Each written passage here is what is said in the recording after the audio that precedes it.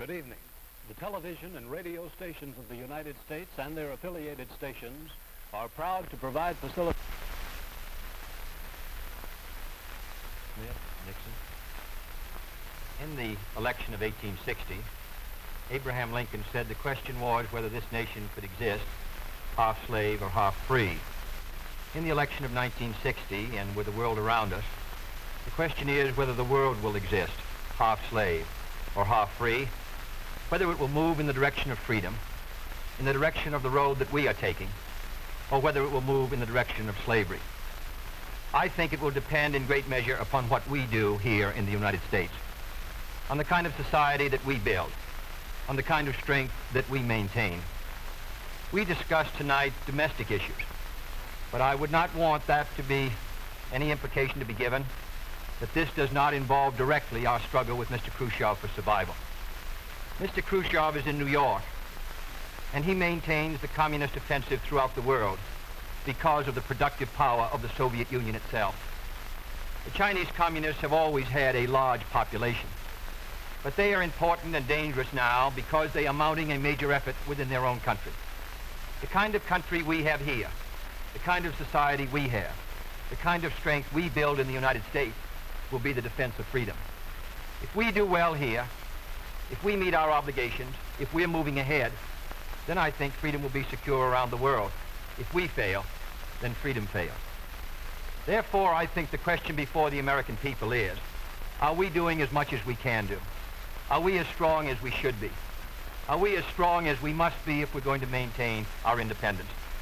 And if we're going to maintain and hold out the hand of friendship to those who look to us for assistance, to those who look to us for survival. I should make it very clear that I do not think we're doing enough, that I am not satisfied as an American with the progress that we're making. This is a great country, but I think it could be a greater country. And this is a powerful country, but I think it could be a more powerful country. I'm not satisfied to have 50% of our steel mill capacity unused. I'm not satisfied when the United States had last year the lowest rate of economic growth of any major industrialized society in the world, because economic growth means strength and vitality. It means we're able to sustain our defenses. It means we're able to meet our commitments abroad. I'm not satisfied when we have over $9 billion worth of food, some of it rotting, even though there is a hungry world, and even though 4 million Americans wait every month for a food package from the government, which averages 5 cents a day per individual.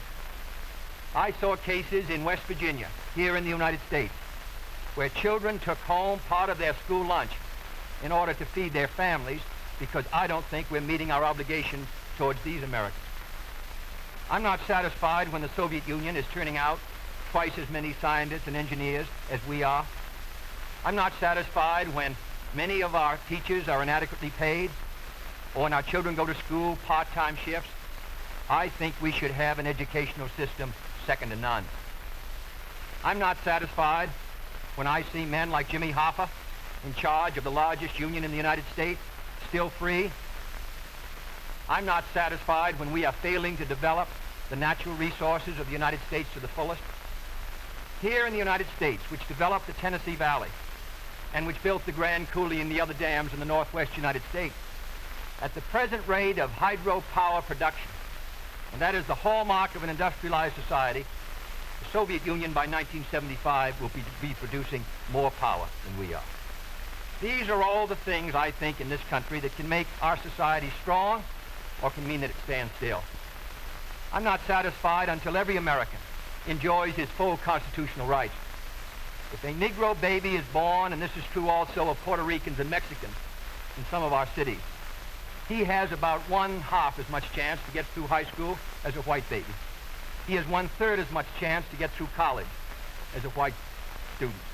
He has about 1/3 as much chance to be a professional man, about 1/2 as much chance to own a house. He has about 4 times as much chance that he'll be out of work in his life as the white baby. I think we can do better. I don't want the talents of any American to go to waste. I know that there are those who say that we want to turn everything over to the government. I don't at all. I want the individuals to meet their responsibilities. And I want the states to meet their responsibilities. but I think there is also a national responsibility. The argument has been used against every piece of social legislation in the last 25 years. The people of the United States individually could not have developed the Tennessee Valley.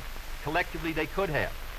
A cotton farmer in Georgia, or a peanut farmer, or a dairy farmer in Wisconsin or Minnesota, he cannot protect himself against the forces of supply and demand in the marketplace, but working together in effective governmental programs, he can do so. 17 million Americans who live over 65 on an average Social Security check of about $78 a month. They're not able to sustain themselves individually, but they can sustain themselves through the Social Security system. I don't believe in big government, but I believe in effective governmental action. And I think that's the only way that the United States is going to maintain its freedom. It's the only way that we're going to move ahead. I think we can do a better job. I think we're going to have to do a better job if we are going to meet the responsibilities which time and events have placed upon us. We cannot turn the job over to anyone else. If the United States fails, then the whole cause of freedom fails. And I think it depends in great measure on what we do here in this country. The reason Franklin Roosevelt was a good neighbor in Latin America was because he was a good neighbor in the United States. Because they felt that the American society was moving again. I want us to recapture that image. I want people in Latin America and Africa and Asia to start to look to America, to see how we're doing things, to wonder what the President of the United States is doing, and not to look at Khrushchev or look at the Chinese communists. That is the obligation upon our generation. In 1933, Franklin Roosevelt said in his inaugural that this generation of Americans has a rendezvous with destiny. I think our generation of Americans has the same rendezvous. The question now is, can freedom be maintained under the most severe attack it has ever known? I think it can be. And I think in the final analysis, it depends upon what we do here. I think it's time America started moving again. And now the opening statement by Vice President Richard M. Nixon. Smith, Senator Kennedy. The things that Senator Kennedy has said, many of us can agree with. There is no question but that we cannot discuss our internal affairs in the United States without recognizing that they have a tremendous bearing on our international position. There is no question but that this nation cannot stand still because we are in a deadly competition. A competition not only with the men in the Kremlin, but the men in Peking. We're ahead in this competition, as Senator Kennedy, I think, has implied. But when you're in a race, the only way to stay ahead is to move ahead. And I subscribe completely to the spirit that Senator Kennedy has expressed tonight, the spirit that the United States should move ahead. Where then do we disagree? I think we disagree on the implication of his remarks tonight and on the statements that he has made on many occasions during his campaign to the effect that the United States has been standing still. We heard that later. Looking then to this problem of how the United States should move ahead and where the United States is moving, I think it is well that we take the advice of a very famous campaigner. Let's look at the record. Is the United States standing still? Is it true that this administration, as Senator Kennedy has charged, has been an administration of retreat, of defeat, of stagnation? Is it true that as far as this country is concerned, in the field of electric power, in all of the fields that he has mentioned, we have not been moving ahead? Well, we have a comparison that we can make. We have the record of the Truman administration of 7.5 years and the 7.5 years of the schools. We have built more schools in these last 7.5 years than we built in the previous 7.5, for that matter, in the previous 20 years. Let's take hydroelectric power. We have developed more hydroelectric power in these 7.5 years than was developed in any previous administration in history. Let us take hospitals. We find that more have been built in this administration than in the previous administration. The same is true of there's been more growth in this administration than in its predecessor. But let's not put it there. Let's put it in terms of the average family. What has happened to you? we find have gone up 5 times as much in the Eisenhower administration as they did in the Truman administration. What about the prices you pay? We find that the prices you pay went up 5 times as much in the Truman administration as they did in the Eisenhower administration. What's the net result of this? This means that the average family income went up 15% in the Eisenhower years as against 2% in the Truman years. Now, this is not standing still. But, good as this record is, may I emphasize, it isn't enough. A record is never something to stand on. It's something to build on. And in building on this record, I believe that we have the secret for progress. We know the way to progress. And I think, first of all, our own record proves that we know the way. Senator Kennedy has suggested that he believes he knows the way. I respect the sincerity with which he makes that suggestion. But on the other hand, when we look at the various programs that he offers, they do not seem to be new. They seem to be simply retreads of the programs of the Truman administration which preceded it. And I would suggest that during the course of the evening he might indicate those areas in which his programs are new, where they will mean more progress than we had then. What kind of programs are we for? We are for programs that will expand educational opportunities, that will give to all Americans their equal chance for education, for all of the things which are necessary and dear to the hearts of our people.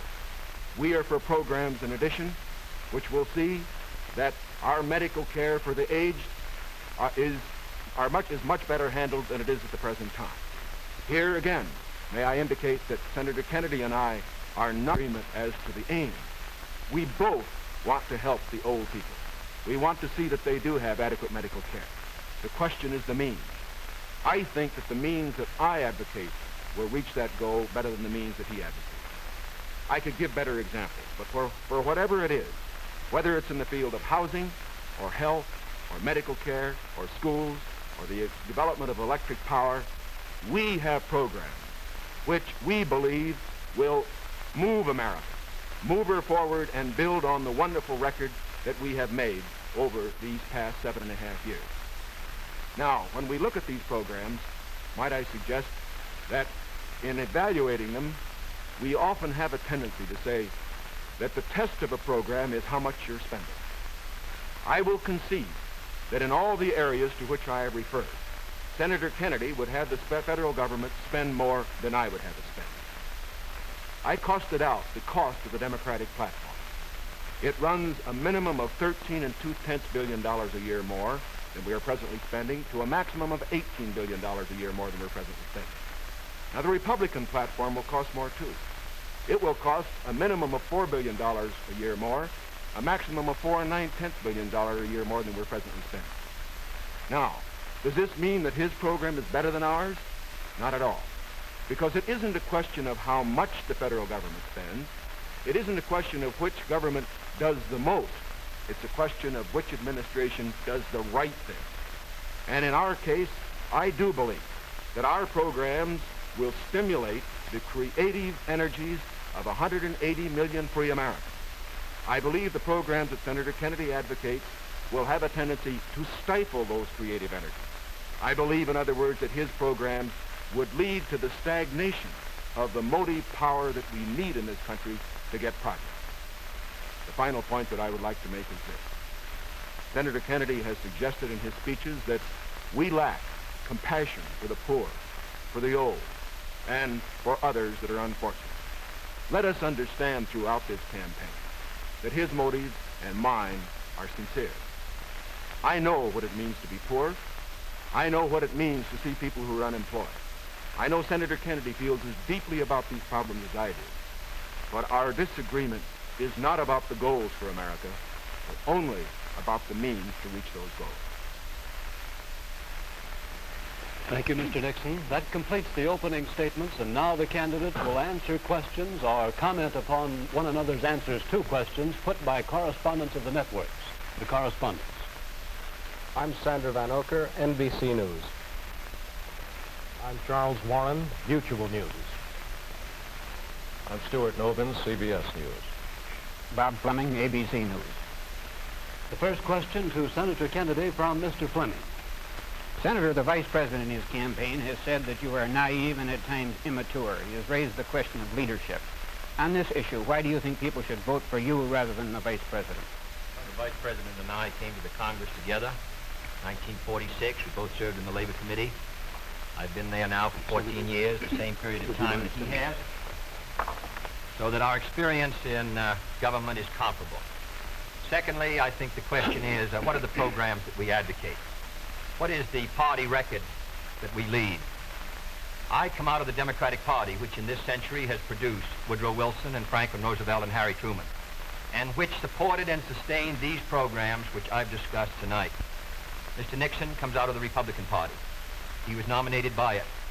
And it is a fact that through most of these last 25 years, the Republican leadership has opposed federal aid for education, medical care for the aged, development of the Tennessee Valley, development of our natural resources. I think Mr. Nixon is an effective leader of his party. I hope he would grant me the same. The question before us is, which point of view and which party do we want to lead the United States? Mr. Nixon, would you like to comment on that statement? I have no comment. The next question, Mr. Novak. Mr. Vice President, your campaign stresses the value of your 8-year experience, and the question arises as to whether that experience was as an observer or as a participant or as an initiator of policy making. Would you tell us, please, specifically what major proposals you have made in the last... Difficult to cover them in 2.5 minutes. I would suggest that these proposals could be mentioned. First, after each of my foreign trips, I have made recommendations that have been adopted.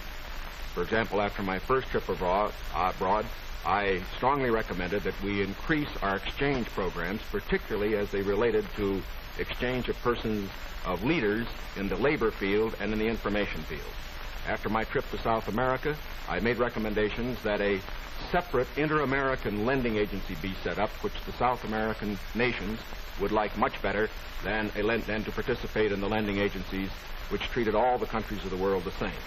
I have made other recommendations after each of the other trips. For example, after my trip abroad to Hungary, I made some recommendations with regard to the Hungarian refugee situation, which were adopted not only by the President, but some of them were enacted into law by the Congress.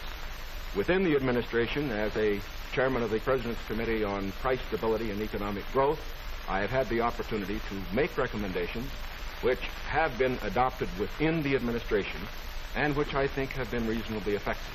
I know Senator Kennedy suggested in his speech at Cleveland, yes, the United States. Well, I would say in the latter that and that's what I found somewhat unsatisfactory about the figures, Mr. Nixon, that you used in your previous speech. When you talked about the Truman administration, Mr. Truman came to office in 1944 and at the end of the war, and for 7.5 years.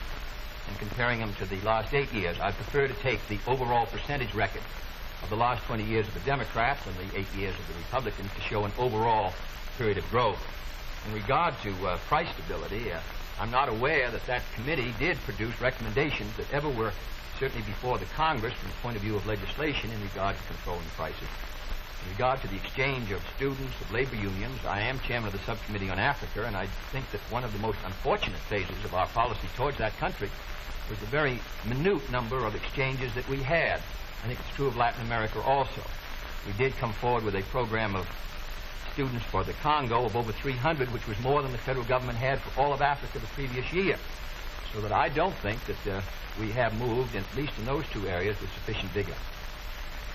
The next question to Senator Kennedy from Mr. Warren. Senator Kennedy, during your brief speech a few minutes ago, you mentioned farm surpluses. I'd like to ask this. It's a fact, I think, that presidential candidates traditionally make promises to farmers. Lots of people, I think, don't understand why the government pays farmers for not producing certain crops, or paying farmers if they overproduce, for that matter. Let me ask, sir, why can't the farmer operate like the businessman who operates a factory? If an auto company overproduces a certain model car, Uncle Sam doesn't step in and buy up the surplus. Why this constant courting of the farmer?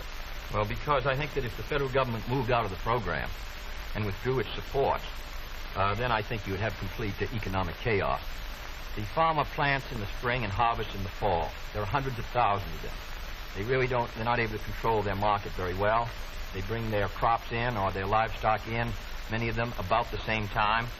They have only a few purchasers that buy their milk or their hogs, few large companies in many cases, and therefore the farmer is not in a position to bargain very effectively in the marketplace.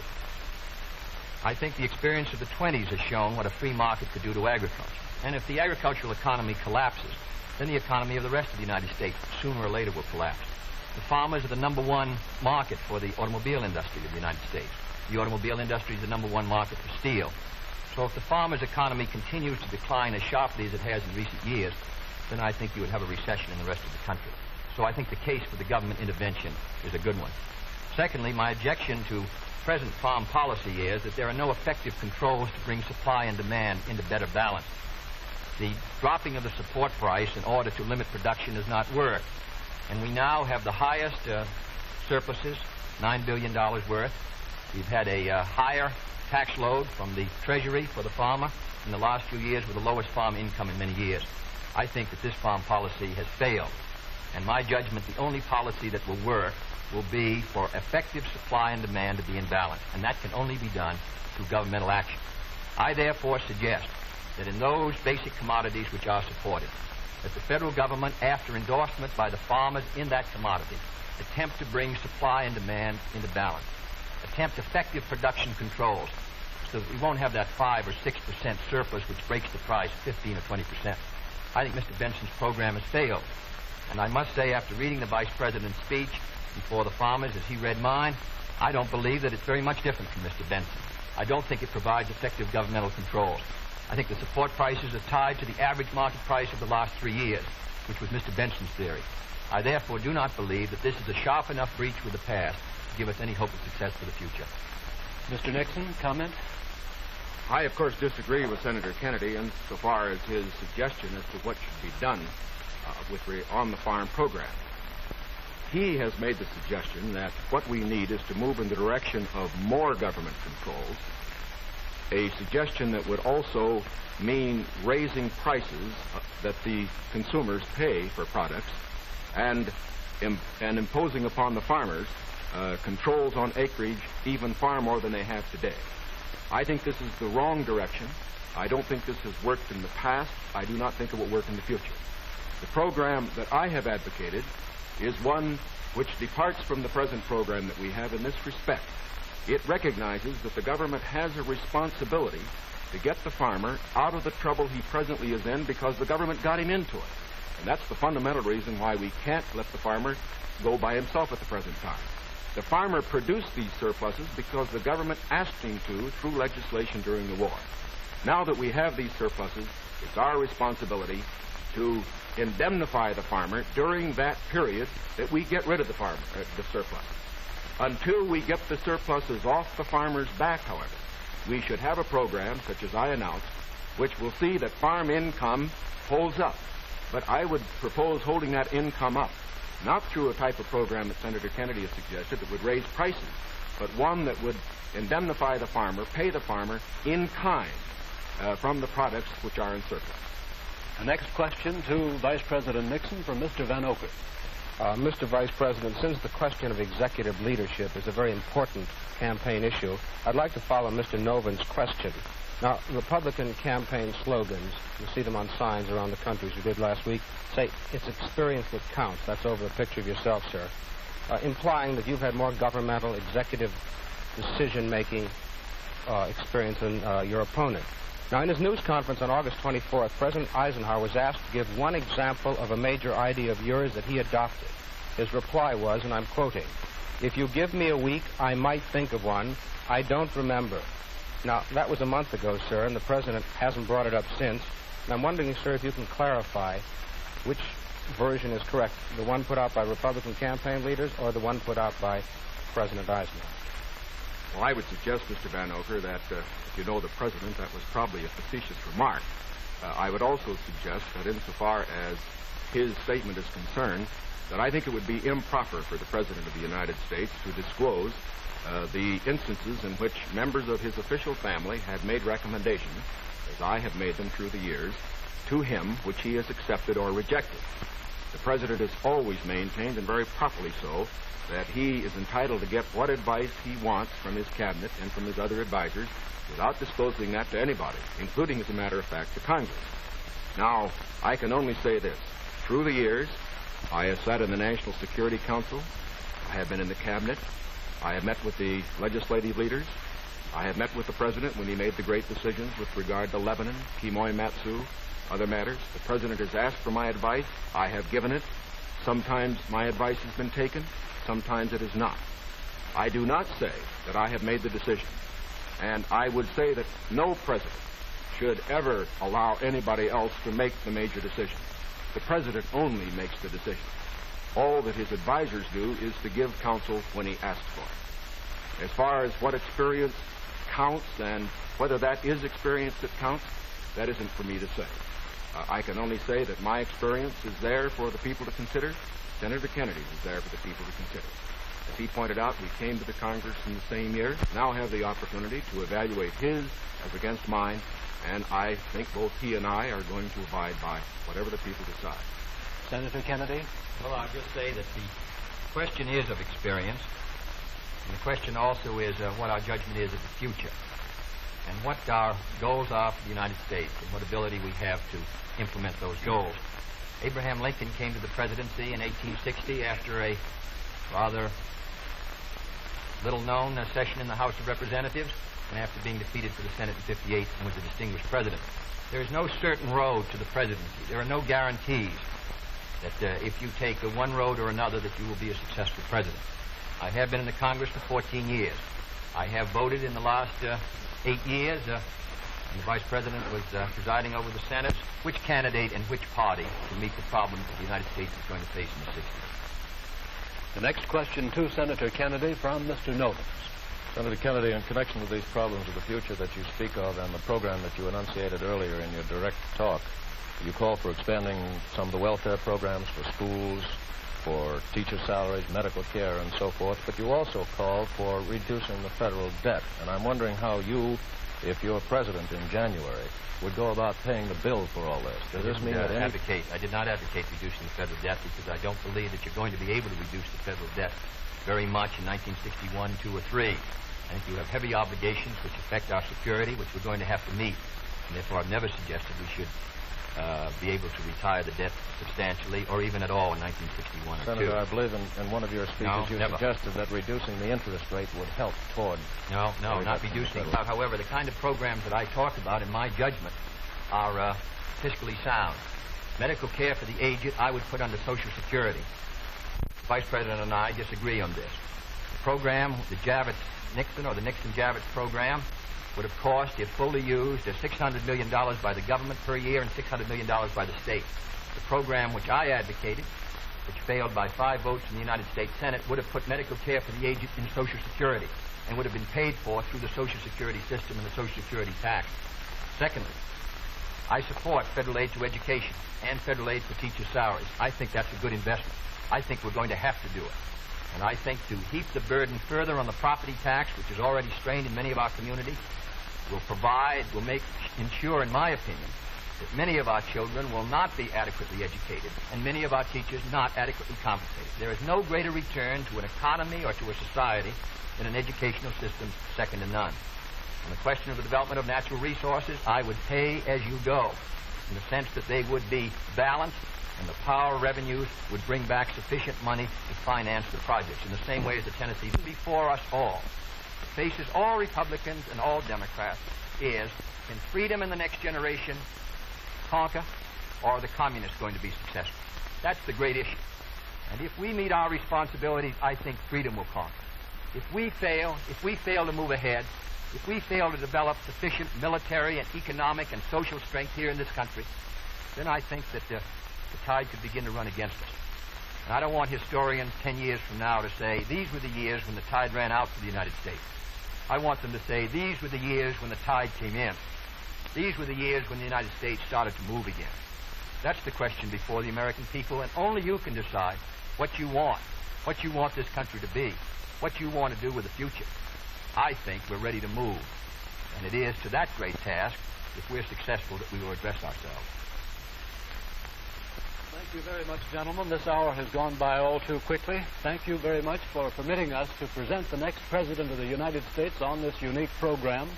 I've been asked by the candidates to thank the American networks and the affiliated stations for providing time and facilities for this joint appearance.